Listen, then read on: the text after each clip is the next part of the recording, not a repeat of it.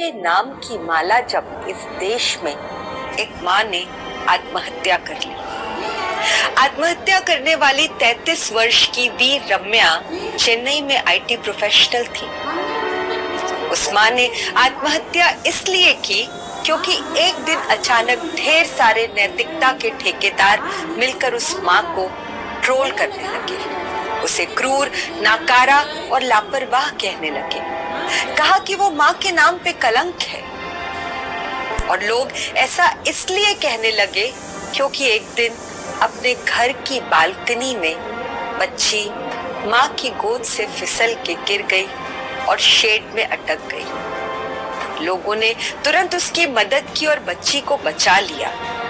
बच्ची तो बच गई, लेकिन माँ नहीं बच पाई क्योंकि लोगों की फप्तियों, तानों, अपशब्दों और अपमान के कारण वो गहरे डिप्रेशन में चली गई थी।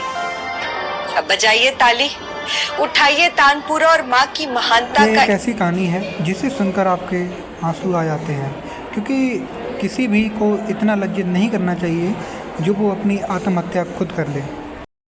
कोई न्यायालय उस महिला की हत्या का दोष आपके सिर नहीं मढ़ेगा। किसी न्यायालय में ये साबित नहीं हो पाएगा कि हम सब सामूहिक रूप से एक माँ के हत्यारे हैं।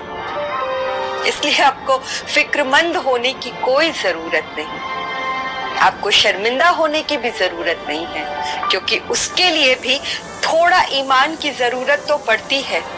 थोड़ा अपने गिरेबान में भी झांक कर देखना तो पड़ता है। आंखों का थोड़ा पानी, थोड़ी हया बची रहनी जरूरी है शर्मिंदगी महसूस करने के लिए भी। आपको शर्म बिल्कुल नहीं आती जब आप माँ को महानता का दर्जा तो देते हैं, लेकिन औरत को मनुष्य होने तक की इजाजत नहीं देते। औरत को इंसान समझना तो छोड़ो, इंसान होने की मामूली सी इज्जत भी नहीं देते। माँ बाप पहले तो लड़की को मूर्ख, डरपोक और दब्बू बना के पालते हैं। उसे सिर्फ डरना सिखाते हैं, अपनी इज्जत करना नहीं सिखाते।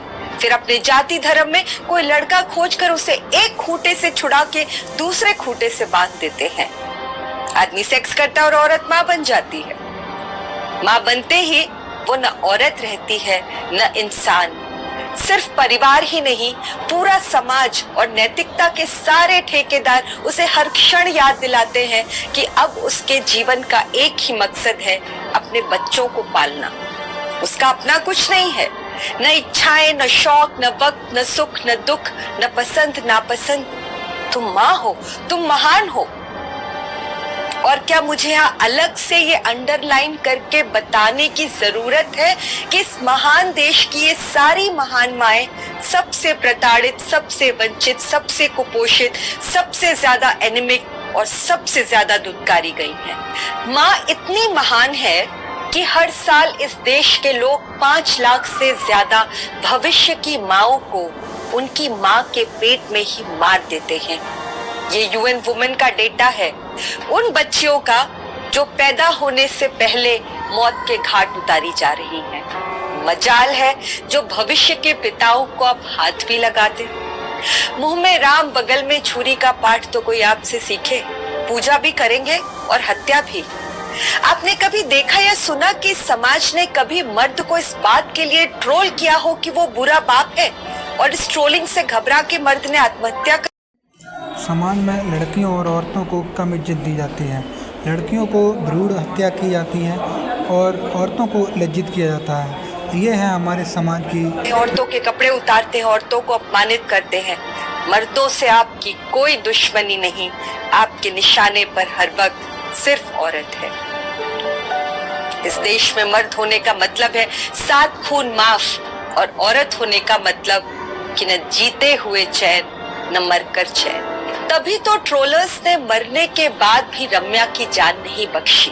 कहने लगे कि एक माँ होकर वो ऐसा कैसे कर सकती है, दूध पीती बच्ची को छोड़कर आत्महत्या कैसे कर सकती है।